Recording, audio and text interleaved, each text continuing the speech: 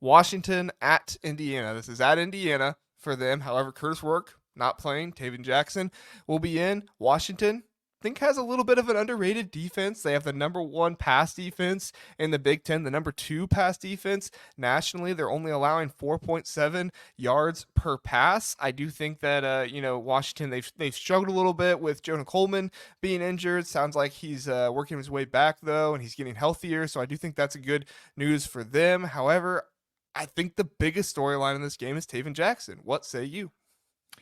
Yeah, I think Tayven Jackson is certainly the biggest one. I think two other ones. One is that Washington might have the best ranked pass defense in the conference. They've played Michigan, they've played Iowa, they've played Rutgers. They haven't played any of the big passing teams yet.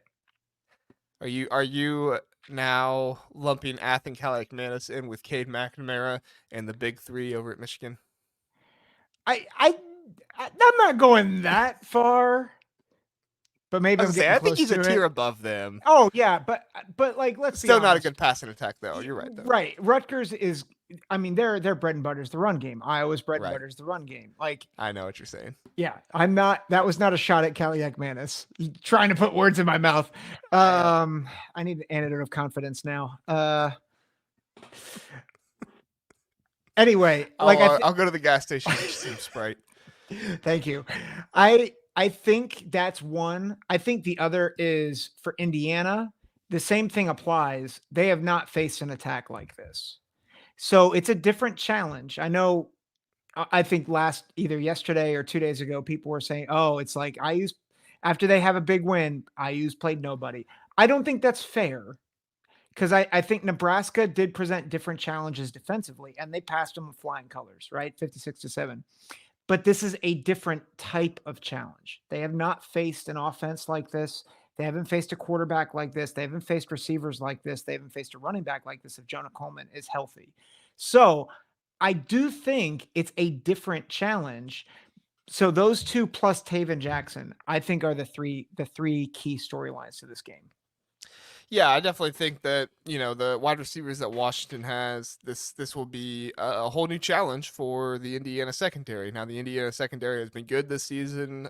D'Angelo Pons has been fantastic. They've had good safety play as well. So, I'm not really looking at them and saying, Giles Jackson and Denzel Boston are going to have a good game. I'm just saying like these are two of the best wide receivers that they faced all season. So it is interesting to me. Obviously, Washington doesn't give you like a big name, like big game type of feel, but there are certain aspects of this game, particularly the pass defense, particularly the playmakers on the outside, Jonah Coleman if he's healthy, and also the big thing that Washington has that Nebraska didn't have is they have an experienced quarterback who is very accurate with the ball and has been able to throw the ball around a little bit more this season. So I still think Indiana wins, and Indiana wins by double digits in this one because I'm that confident in Indiana and what they can do, and I'm very confident in Tayven Jackson. I really liked him coming out of high school. He had a year at Tennessee, felt like he was pretty good there when you saw him. Didn't see him a lot, but it felt like he did a pretty good job there.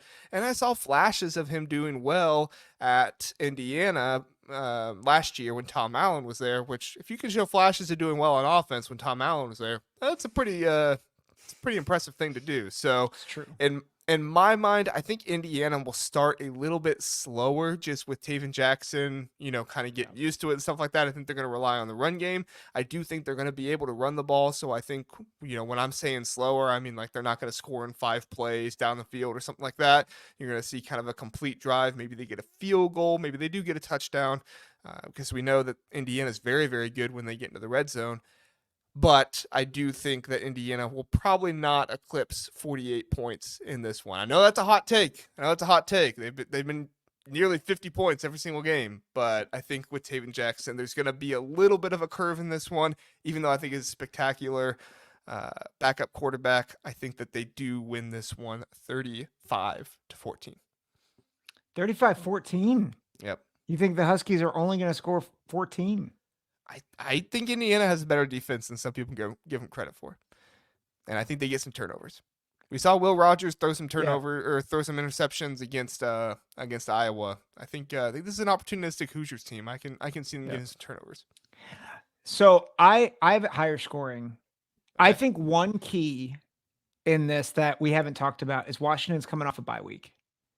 Okay. So like Jonah Coleman's getting healthy, but also I think Jed Fish has more time to game plan and scheme up some things. And I think like remember Indiana struggled a bit with Maryland. I mean, they allowed over 20 points to Maryland. When I say struggled, it's relative, but they did allow 20 plus points to Maryland. And I think Washington is a better offense. And so they have time to get used to the travel. They're coming off a bye week. Jonah Coleman's is getting healthy. So I do think here's my crazy prediction. Washington is leading at halftime. By how much? Field goal. Okay. Okay. I Yeah. can. I'm not gonna say I agree, but I can see what you're saying. Yeah. I have Indiana winning by 17 though. So Okay. yeah. So How I much? actually have it higher scoring because while I agree with you that Tayven Jackson, I think he'll start slow. I think Signetti wants to induce fear in the rest of the Big Ten. And so I have Washington scoring 28.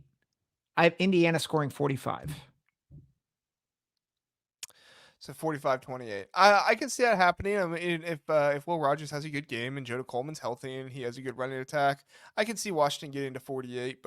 Um, but yeah, or 28. Yeah, I don't know if I'd bet on it though. But I see what you're saying. I see what you're saying a Yeah. little bit. You're a little bit more confident in the Indiana offense than I am, I guess, under Tayven Jackson, which is kind of surprising because I'm actually really confident in Tayven Jackson.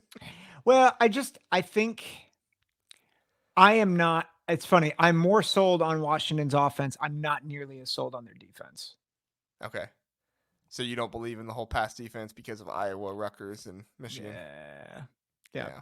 Yeah. I think both scenarios could play out. Like I don't think I don't think it's like I think Washington is one of those teams it's hard to figure out because I think personnel wise, I'm like, and I think you see it in the games too, like they could easily be 6-1. Yeah. And so which Washington team shows up? I think if the Washington team that showed up against Washington State shows up, I think your prediction is probably more likely.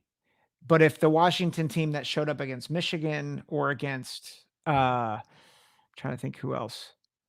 Well, no, I think I think that version could give Indiana problems offensively, but I still think Indiana's going to win. I think they're going to win by a big amount. Yeah. Yeah. Washington, you're correct. They really haven't played that great of a passing attack. They played Northwestern when Jack Lausch was the quarterback. Probably the team that's honestly passed on them the best might have been Eastern Michigan, if I remember Yeah. correctly. Yep. Let me look at these passing stats really fast. Yeah, well, no, they didn't do a good job. Never mind. It must have been a different game at the beginning of the year. He only threw for Cole Snyder threw for 129 yards. What game was that? There was a game at the beginning of the season. Anyway, Was it um, Weber State? no, I don't think Weber State. Was it Weber or Weber? It's some FCS school that we don't know how to pronounce it. So No, Weber State only threw 98 yards. Who was it? Gosh darn was it it. Wazoo? Maybe it was 245 yards, but then one touchdown, one pick. I don't know. Either that or I'm going crazy. One of those two. So, yeah, no, I think that I do give Washington more respect than I think some other people do because of the playmakers they have on the outside and stuff like that. I'm not a huge believer in Jed Fish, and Yeah. I need to see Washington game after game not struggle with penalties. They did a good job against Michigan, but I haven't seen it game after game after game. They had penalties against Iowa. That was a tough game for them, and so I need to see them capitalize on not doing those things.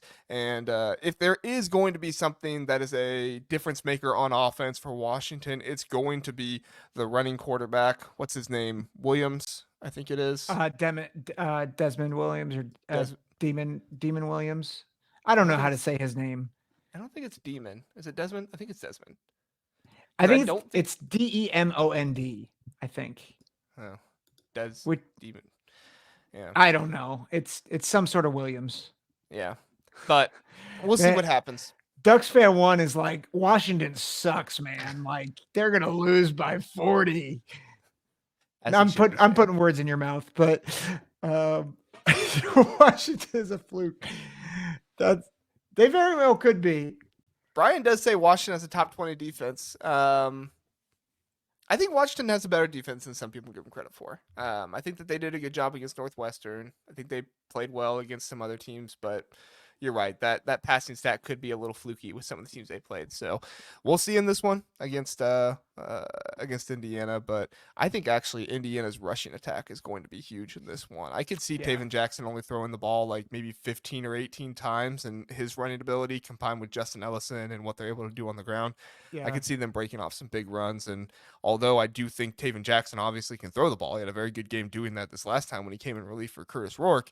I don't think they're going to have to rely on that from him a ton. Yeah. I think that's a smart thought. That running back core is way underrated. Yeah.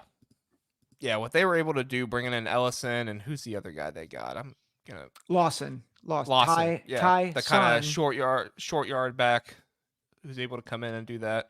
Who else? Black is the other guy. Green. Yeah, they have some good guys in there and they have so many touchdowns too. Justin Ellison and Son Lawson. I got to remember the two different names there. They both have 8 touchdown runs and only 1 fumble on the season for the running back. So I think this is a very underrated piece of the Indiana team. Everybody gives Curtis Rourke credit, as they should. He's fantastic, but the running backs on this Indiana team, they are superb.